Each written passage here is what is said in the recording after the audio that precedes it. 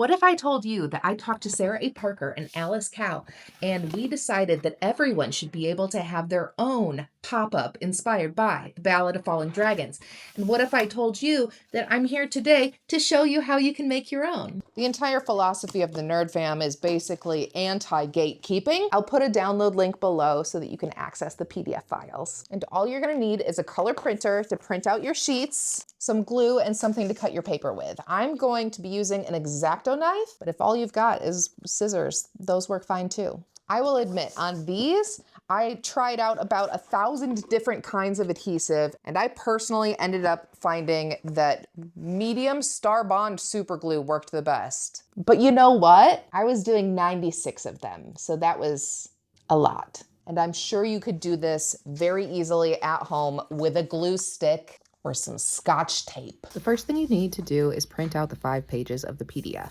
There's one base layer that you're going to fold in half. This is what everything will attach to. I suggest spending more time than I did cutting up the detailed overlays. I also printed these in grayscale because, again, I made 96 of these in the past.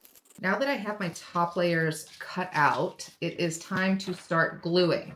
I'm leaving this one untrimmed so that it tells me my guides, and then I'll trim that at the end. Another thing to note is that this back page really should be on either thicker paper or it should be attached to something like cardboard. It really needs to be firm in order to have like the best effect. Will I be taking my own advice in this instance?